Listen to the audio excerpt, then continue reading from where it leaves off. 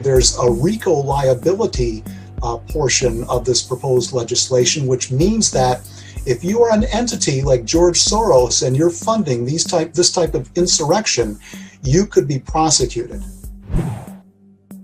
Hey friends, Sean from SGT Report here.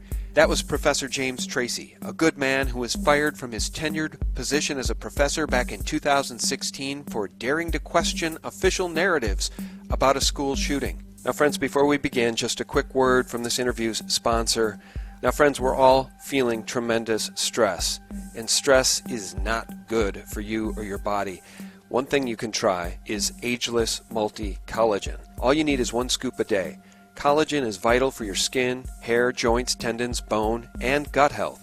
And most people don't realize that their natural collagen levels deplete about 10% every decade. So supplementing your collagen is one of the single biggest things you can do for your physical and mental health. It's what I'm doing, and there's no better collagen on the market than Ageless Multi-Collagen. So grab a bag today while it's still 51% off. And as an added bonus, if you order today, you'll get free shipping, free VIP live health and fitness coaching for life, a free e-report on the 14 foods for amazing skin, and a 60-day money-back guarantee. Go to healthwithsgt.com or click the link right below this video.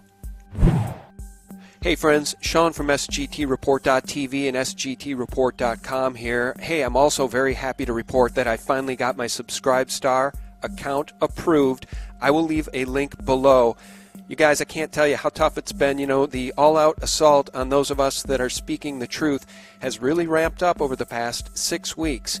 We've been attacked by YouTube deplatformed, Vimeo deplatformed, Patreon deplatformed, MailChimp deplatformed. The story seems to only be intensifying, and that's why I'm so grateful to have back on the line my longtime friend, Professor James Tracy, PhD, academic in exile. He is the founder and the owner of the Memory Hole blog, and you can find him on YouTube under the same name, Memory Hole blog. James Tracy, welcome back. Thanks, John. Thanks for having me. Great to be here. Well, thank you for coming on. You and I now have a lot in common. We've both been depersoned by the powers that be. Let's take a look at the election, shall we? Your thoughts on election night. President Trump was ahead in Pennsylvania by 700,000 votes, in Michigan by 300,000 votes, in Wisconsin by 120,000 votes. That's when we all went to bed. But then we woke up the next day, and doggone it, he'd lost the lead. Yeah, it's what was supposed to have taken place apparently in 2016. And for some reason that the system that was installed to flip the vote failed at the time, and but it worked this time around. But I don't know as to whether or not the outcome of November 4th is actually going to last, if it might not be overturned. Even if, for example, the Biden-Harris tickets made it to the White House on Inauguration Day in January, I don't know how much legitimacy their presidency, their leadership would actually have with the American public, with half of the American public, half of those who voted. Right. I think you might be referring to what I'm hearing is being called Scorecard, a piece of software that could essentially computer flip votes, vote switching. I just heard about this fairly recently.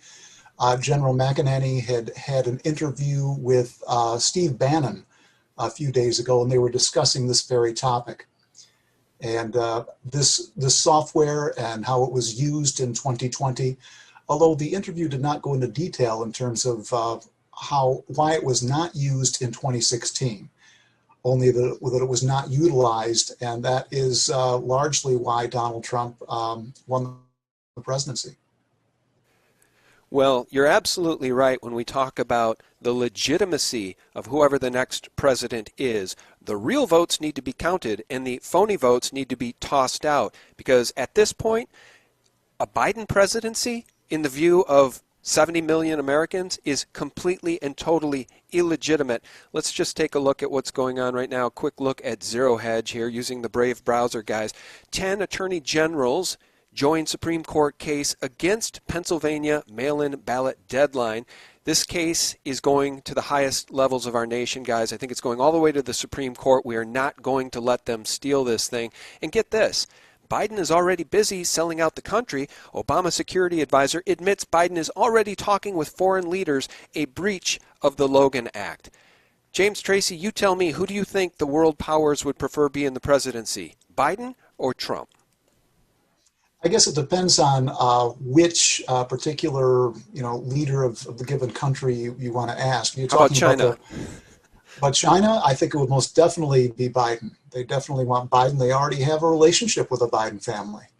Seems apparent to me. This has not been discussed, and I think it's among the reasons that your channel, as well as other alternative news outlets, were censored in the lead up to the to election 2020. Is that they saw this news was going to come out, it was going to surface, and they wanted to suppress it in any way possible. So it's interesting that Vladimir Putin, however, was reluctant to actually congratulate Biden. And I think he's, say what you will about him, but he's a very wise leader, very enmeshed in the intelligence community, really a part of it, an integral part of it in Russia. And he was slow to actually congratulate Biden-Harris. Yeah, I saw that. And so it's interesting. It is very interesting. Well, I think the good news is that truth will prevail here. I really do believe that the truth is going to come out, and the mainstream media is absolutely terrified. They wanted to call it for Biden, so they did call it for Biden, and election night was a complete mess, and everybody can see how corrupt these mainstream media mockingbirds are. And they're just petrified that the real count is going to happen, and if it does happen, then I think the next president of the United States will be Donald Trump. All right, so let's do this. For those that don't know, you and I have a history because you paid a very heavy price for telling the truth about an event that you covered in detail. And we don't even have to go into what that event was, guys. I think it was related to a school shooting. You can talk about it if you'd like, James. But it's funny, when you get deplatformed, when you get targeted, when they come after you, when they destroy you, when they get you fired, it's very, very lonely and heart-wrenching, isn't it? Oh, absolutely. I'm still here to talk about it, so I hope that's some inspiration for you, Sean, because I know over the past few months you've had your travails with various services that you've depended on for your livelihood, things like Patreon. And when you contracted with the likes of Patreon, they did not say to you, well, we're going to allow this service for you. You can build up a sponsorship, patronship, if you will. But if you say this, we're going to deplatform you. Nothing like that in your contract. None of the representatives came to you and said, Sean, it's okay, you can report on whatever you want to report, except for this.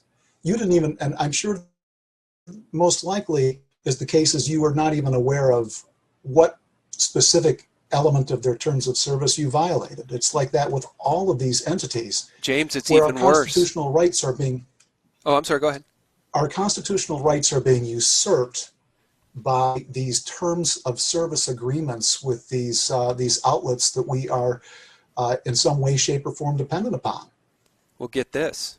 It's even worse, and this ties in beautifully to your culture of complaint video. Are you ready for this? So I was in good standing on Patreon for more than 3 years, all right? And, well, as you know, on October 15th, YouTube did their purge, and they got rid of dozens of political channels with which they don't agree, and now we know why, because they didn't want those channels reporting about election fraud. Okay, in my view, I think that's exactly why they did it. But get this, that was on the same day, Media Matters for America did a hit piece about all of those same YouTube channels, trying to tie them together and saying they're part of a violent conspiracy theory related to Q. On October 22nd, Media Matters for America, Olivia Little being the writer, did another hit piece, this time on Patreon, saying Patreon is profiting from QAnon. And on that same day, the 22nd of October, Patreon changed their terms of service in response to this attack by Media Matters, saying we can no longer allow Q-related channels on our platform. They then sent out emails. I got one saying, sorry, you no longer get to be on Patreon because of our change in terms of service. That's how corrupt these people are. And you had over 1,000 patrons. 1,400 almost. No, 1,430. Of the most important people in my life, because those were the people that were in the trenches with me. You know, it's one thing to have 640,000 subscribers on YouTube and have that taken away. But I didn't have a really direct relationship with those people. I love them. They're great. They're part of my network. But when you take away somebody's patrons, that's like severing your family. And it is so dirty and so duplicitous and so evil because Jack over there at Patreon, Jack Conte, the CEO, is obviously a soulless human being that will do the bidding of Media Matters. And what a coward that makes him. Well, Media Matters is sponsored by, that infamous individual that we all know of, the George Soros, the Soros Foundations. David Brock actually used to be on the right, he used to be a conservative commentator. That's how he kind of cut his teeth as a pundit. And then in the early 2000s, he joined the left and made a career for himself on the left and supporting the Clintons and Obama and what have you. And perhaps that was more lucrative for him than it was being a writer on the right. Well, it's interesting how these swamp creatures are all connected because you mentioned David Brock. Now, I don't know, did he found Media Matters or he's just the head of it or what? Because the point is, yes, it was in the, oh, go ahead. It was in the early 2000s. In fact, I saw him speak at a conference that I attended, an academic conference in 2002 or 2003 in Washington, D.C., and that was just beginning Media Matters. Okay. Well, here's what's interesting. You mentioned Soros. I know that Media Matters has on record taken at least $1 million in donations from George Soros. I'm sure it's far, far more money than that. But David Brock was once in a relationship with James Alefantis, the owner of Comet Ping Pong, who was named at the time by GQ magazine the 49th most powerful man in Washington, D.C., a pizza shop owner. All right? So this really gets into the same areas that you were exploring with that school shooting. You better not go there because if you start turning over too many stones, the official story might fall apart. The same with Comet Ping Pong, all right, in my view. But then what does the mainstream horror media do? The same mainstream horror media that's trying to call this thing for Biden, they brought James Alefantis on with Megyn Kelly. It's just so pathetic, James. Yeah. All the resources in the world as far as wealth goes, but he's victimized. It doesn't wash with me. So it's interesting how they made that story radioactive as well. And one of the foremost figures in alternative media, I won't mention his name, played a key role there in being the fall guy for the story for Pizzagate, and threatened with being a defendant in defamation lawsuits. It is very scary when they start to target average American citizens that are just speaking out and pointing to anomalies in official stories. It's very, very scary. What Media Matters did to those of us that were deplatformed by YouTube and Patreon, also very scary, and that's the world in which we live now, and these people want to steal the election and hand it to Joe Biden. Yeah, it's the same interests, and they want to take away your livelihood and ruin your career and ruin your life, really, if you say anything that they do not agree with.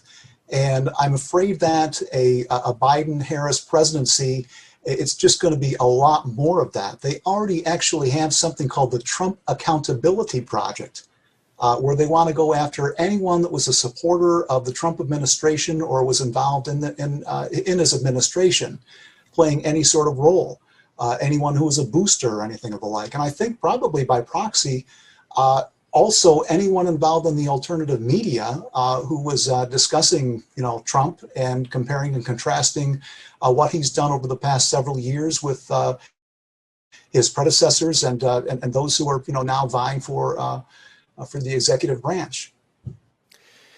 Did you happen Speaking of which, before we move on, you were talking about these people and these interests that are involved in taking away your livelihood, and which you just experienced, John. I got a really chilling email. I got all sorts of emails when I was being forced out of FAU, and one that I got in December of 2015, just before my official firing, was a threat. And I'll send you a copy of this, Sean, if you want to share it with your viewers. but I thought that it was really quite chilling. It says, it reads, "Jimmy, we're coming for you. The law can't save you. You'll beg for lights out as your Christmas wish, but the agony will last interminably. Or you can publicly make amends and never enter academia. Filth like yourself charged with teaching our kids is tantamount to injecting an autoimmune virus into society. End it now. Consider yourself warned. We are everywhere. We are legion." We are legion. So they're actually quoting scripture here, right? This is referring to the satanic. Well, that's absolutely chilling. And what I was going to ask you just before you let us into that, this is another great segue because it's completely connected. Did you see that letter from Archbishop Vigano warning about the children of darkness influencing the U.S. election? And he wrote a personal letter to President Trump and a warning to the rest of us that this is it. This is the existential threat. This is it. We're going to live in darkness in perpetuity if they get their wish here, because they're going to fast track everything. And that's a nice segue into your latest video, The Great Marxist Reset, COVID and Subterfuge. So we'll get there in a second. But did you see that letter from Vigano? Yes, well, there have been a few of them now, as you likely know. And they're all, I think, really very much on the mark. The idea that you have a Catholic authority of his stature actually doing this kind of geopolitical analysis and arguing that, putting it in these types of terms, in these types of religious terms, in terms of darkness and light. Unfortunately, I only wish that Vigano did not have to write these letters, these missives in exile. It's unfortunate that he does not still have an official position in the church as Pope or the equivalent.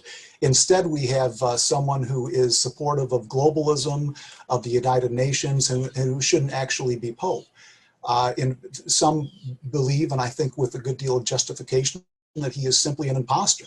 The real Pope, Pope Benedict, is in exile and was forced out. Yeah, I agree with you, and it is a new world order that they are pushing forward. Okay, it's no longer the realms of conspiracy theory. They openly say it. Bush Sr., when he was president, used those words, I think, 220 some times. A new world order coming into view, and here we are. I want to just play the very beginning of your latest video over on your YouTube channel, Memory Hole Blog. Guys, I couldn't more highly recommend James' YouTube channel. It only has 1,800 subscribers, and it really ought to have 1,800,000 subscribers. So show him a little love, guys, will you? Those of you that are still on YouTube and happen to have an account, unlike many of us who were purged, head over there. It's Memory Hole Blog on YouTube, and subscribe to James. Let me do a screen share. And this is very important, this video, guys. You're going to really enjoy it because it ties directly into the interview I just posted last night with my friends Hope and Tavon about 5G, about vaccines, hydrogel, about COVID. Very scary stuff is coming down the pike, especially if Joe Biden is president. Listen to this.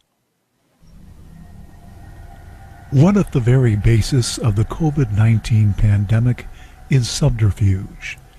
What if the lockdowns and similar draconian measures enacted throughout the world have little to do with public health, but rather involve emotional, psychological, and behavioral modification in anticipation of entirely new lifestyles and forms of political governance?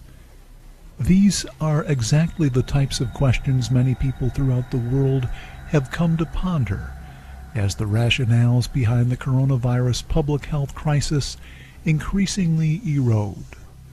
How are COVID-19 and social unrest being used by a transnational entity and movement to fundamentally alter our socioeconomic and political landscape? On this episode of the Memory Hole Blog Report. I'll pause it there, guys. I'll leave a link below if I can remember to do that. James, you're right over the target, and it just chills me to see AOC standing there, the Marxist that she is, indoctrinating young people who don't know any better. It just breaks my heart. You know, what's so upsetting about this is that the whole, Green New Deal is based on fraudulent science. And of course, we're very well aware of this, but it's out and out fraud.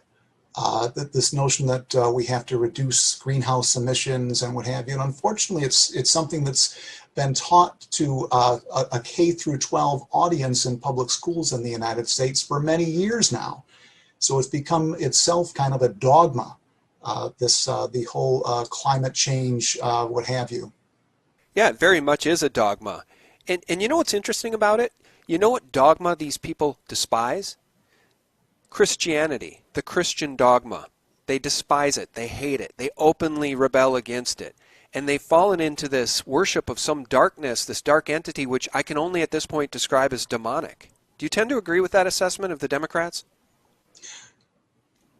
Absolutely, yeah. I certainly think that there are, of course, useful idiots, or the equivalent, that do adhere to the Democratic platform.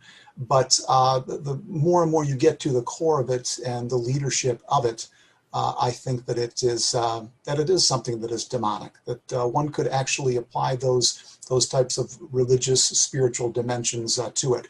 It's certainly not the Democratic Party of JFK or even Jimmy Carter or Walter Mondale.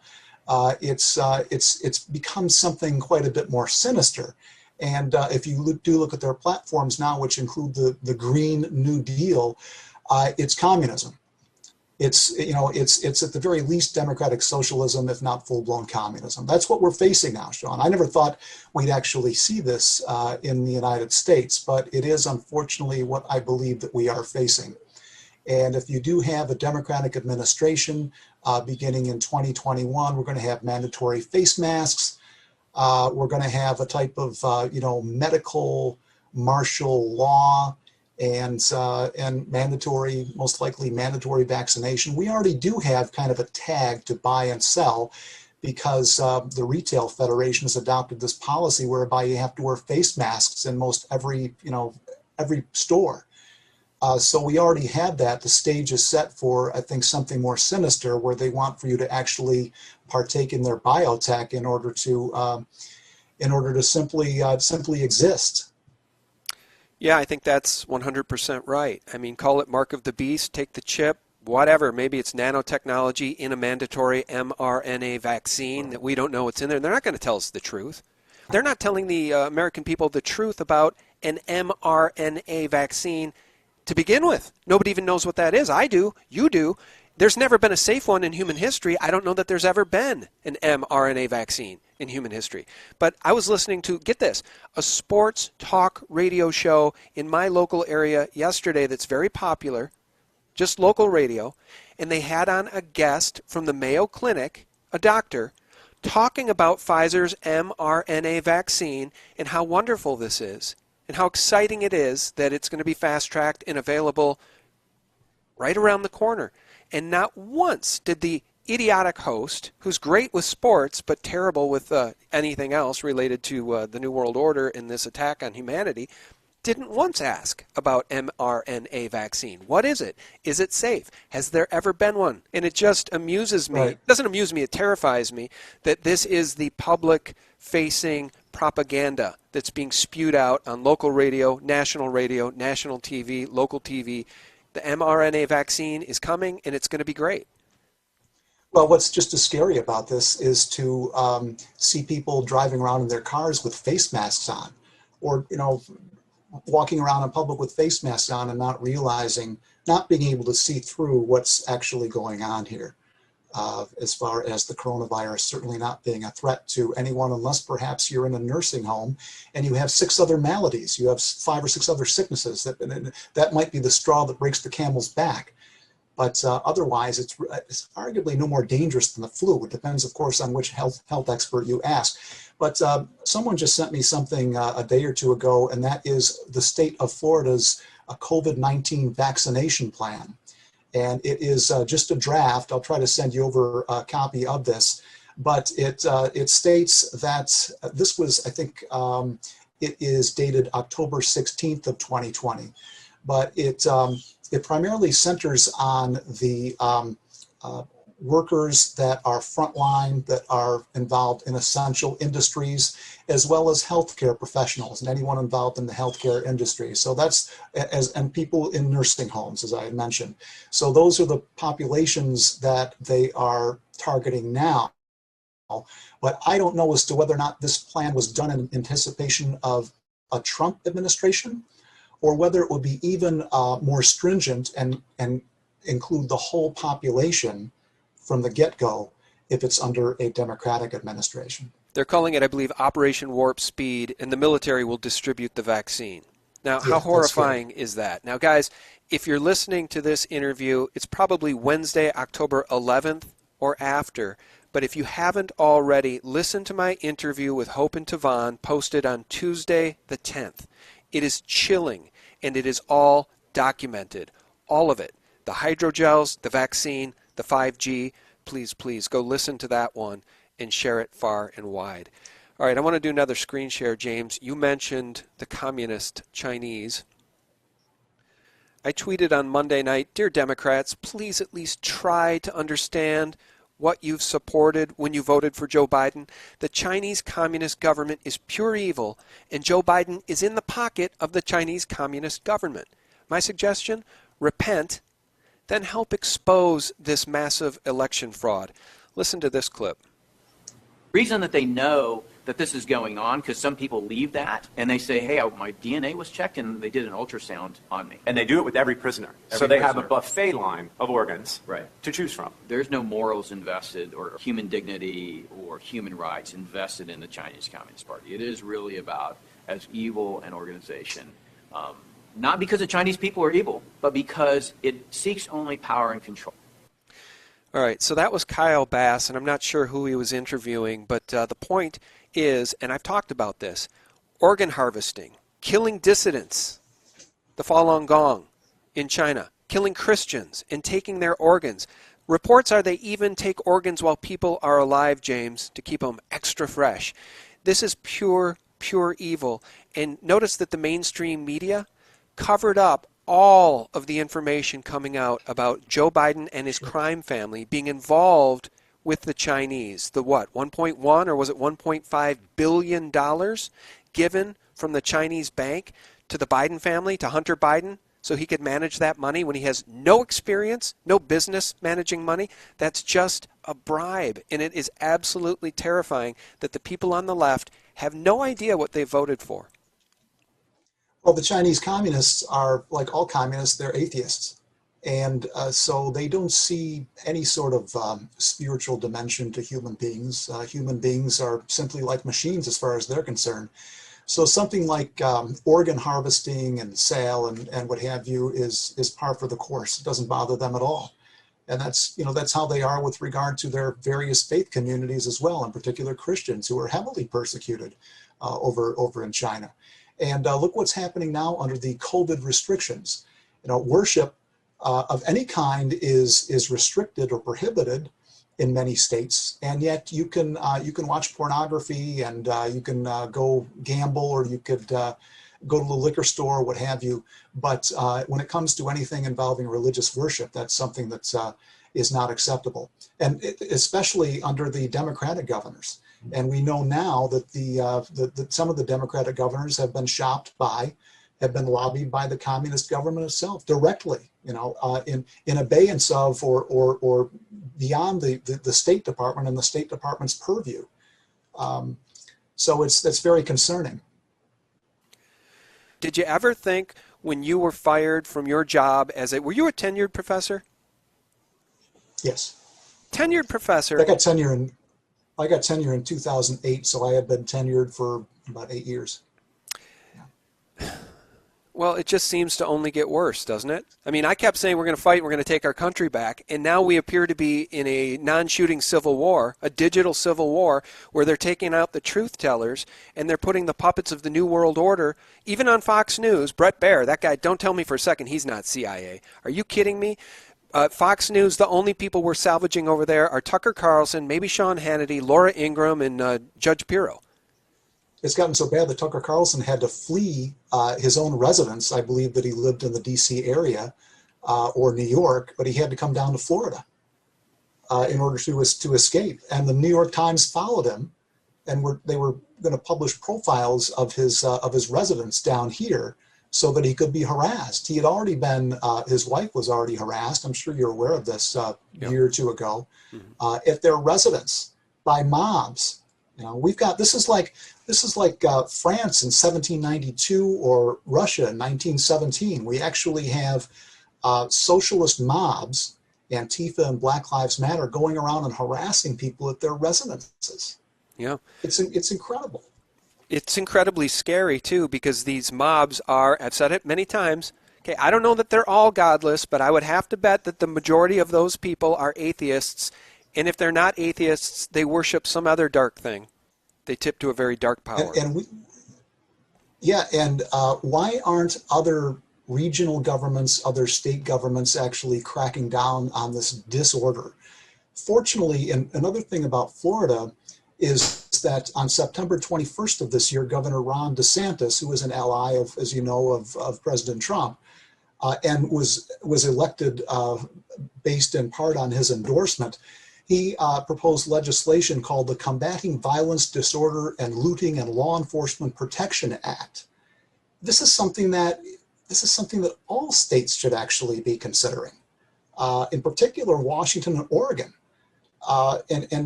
Perhaps Washington, D.C. and Minnesota, but that's not the case. But anyway, it makes some of these violent protest actions felonies, and some of them, major misdemeanors. It also provides, I think, most importantly, there's a RICO liability portion of this proposed legislation, which means that if you are an entity like George Soros and you're funding this type of insurrection, you could be prosecuted.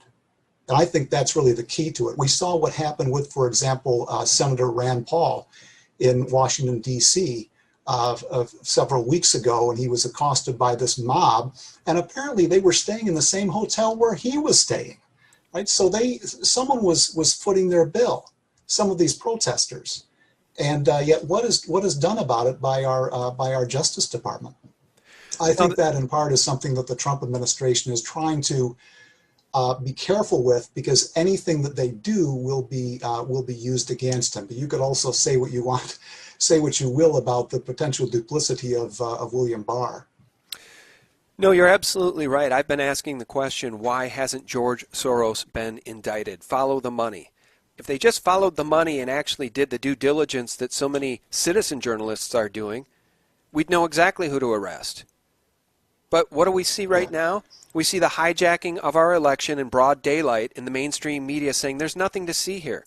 I mean, I don't know if you saw George Stephanopoulos getting angry in his interview with Governor Kristi Noem of South Dakota when she was pointing out voting irregularities, and he said, nothing widespread. He got very, very angry. These people are so bought and sold. By the way, he used to be the communications director in the Bill Clinton White House. Right, yeah, back in the early 90s. That's right. That's in part, I think, why he probably has the network post that he has. But at the same time, it's really exciting times, because here we have this declared winner of the 2020 election, and a good portion of the population don't buy it. So it really does, I think, highlight the fact that the media are so dishonest, so incredibly dishonest, just a huge scale. Over the past 4 years throughout the Trump administration, I feel as if I've been vindicated, because the media went after me in 2013, and it took them a couple of years to get me fired by my employer. And that's essentially what happened. And they did so through dishonesty, ultimately. And look at the way in which the incumbent, the present president, has been treated over the past several years, simply because they don't like his policies. I think the journalists that show up in the Washington press corps simply have their marching orders by the owners of the media outlets. Be tough on him, ask him this, ask him that, and they despise him to such a degree. You figure that he's got to be doing something right. And more than a few things, I would contend, but that he is actually going against many of these types of globalist policies. Say what you will about him, because every leader, every president has their flaws, and has to compromise in various ways. But I think that he's probably one president that has compromised the least.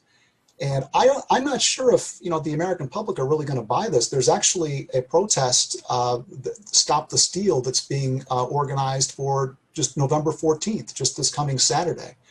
And could you imagine, Sean, for example, several 100,000 bikers and truckers flooding Washington, D.C. on Inauguration Day, or prior to then, on a Saturday demonstration in the lead up to that? If I were in the Biden administration, I don't think I'd want those people angry at us or me. And they're very upset, and they have a reason to be, because it's obvious, it's beyond obvious that this election has been rigged. Yeah, absolutely. And the thing is that, once you've lost your credibility, it's very hard to get it back. In the mainstream Mockingbird horror media has absolutely lost its credibility over the last 4 years, but they really sealed the deal on election night and after, trying to call this thing for Biden.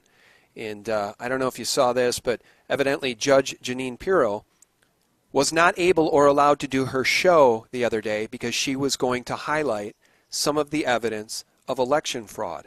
So yes, even Fox News has become quite the gatekeeper, but people are waking up in droves. And I will say this, one last thing here. You have been vindicated, because one of the things these people specialize in, the enemies of humanity, the enemies of the president, the enemies of those of us that were on YouTube and got deplatformed, the people like Media Matters and Olivia Little, that little mercenary over there that wrote those hit pieces, they specialize in bearing false witness against their neighbor. Sure. A horrible, horrific sin. One of the worst in my view. Because when you disparage your neighbor's character and you know you're lying, that is one of the most evil things you can do in my view.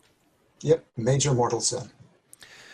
All right. Well, the good news is you're still alive on YouTube, and I hope we can help get you a larger audience. Guys, it's Memory Hole Blog on YouTube.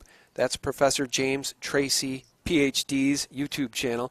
I like this guy. He could call himself Dr. James Tracy, and he doesn't. I like you. You're a down-to-earth guy, James. I've always liked you. You're a good man. I'd also like people to know they can find you on your website, memoryholeblog.org, correct? Yes, that's right.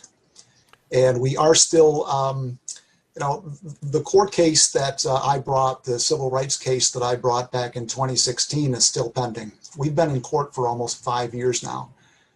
And because we appealed the decision, it's a long story, but we appealed the decision in 2018, 2018, and we received oral argument by the 11th Circuit in September of 2019, and so it's been almost 14 months, and we're still waiting for a decision.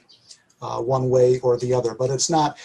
And I say this also not simply because the case is about me. I am the plaintiff, but the case more so is about the faculty at large, faculty in Florida and faculty throughout the country, because the policy that was used to fire me, it was done on a pretext that could be used against anyone.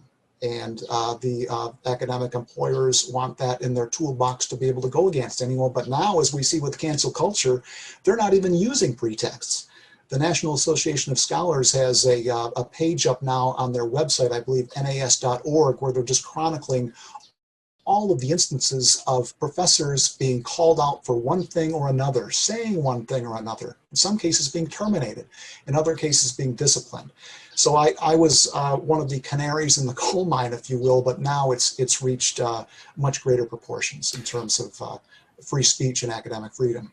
Well, yeah, and you highlight that and document it in your video, The Culture of Complaint. I watched the whole thing, guys. Go watch that video. You'll be shocked how many good people have lost their jobs because of bearing false witness. It is true evil. The enemy is nefarious, heartless, and unrelenting. They really, really are. And you know what? If they get all of the good professors out of these colleges, can you imagine how bad things will get with these young people who don't know any better? Oh, boy. Hey, you're also on Patreon, right? Yes, I am. There's a button, there's a link on the website, memoryholeblog.org, and it's Patreon/memoryhole. All right. Well, if anybody wants to go over there and pitch in even $1 a month, I know as somebody that had a Patreon account, every little bit helps, guys, especially when they are literally trying to strangle us and kill us economically. These are digital hit teams. You know, I was digitally assassinated off of YouTube and Patreon and Vimeo and MailChimp over the last 6 weeks. Well, it's because we're digital Tom Paines, right? Well, I'd like to think so. I'd like to think so. I mean, I don't have the hubris to suggest that I'm, anything like the founding fathers. But my God, if we don't stand up against these people, who will? And if not now, when, James? And that's why we're trying to take the fight to Google and YouTube. I mean, I'm a plaintiff in a lawsuit trying to sue one of the most powerful corporations on planet Earth, Google, which also owns YouTube. You know, it's like that old saying, first they came for so-and-so, I didn't say anything, then they came for that group, I didn't say anything, and in the end, when they came for me, there was nobody left to stand up. We all better damn well stand up together and stand up now, because I'm telling you what, guys, we are in a digital civil war, but they're going to take it right to the end, and they're going to try to implant Joe Biden and the Biden crime family in the White House. And then what's coming next? I don't think Democrats who voted for him have the slightest idea. They do not know what they voted for. I really don't believe most of them do. Our guest has been Professor James Tracy, PhD, academic in exile, memoryholeblog.org, and please sub to him on YouTube, Memory Hole Blog. James, thanks so much. Thank you, Sean. Great to be here. Great to have you. And friends, thank you so very much for your support. I will remind you, SGTReport.tv is where you get all of the exclusives. I'm also on BitChute. And please visit us directly at SGTReport.com, the antidote to corporate propaganda. And my thanks in advance to anybody who joins me over at Subscribestar. We very much appreciate you guys. Much love. Bye-bye.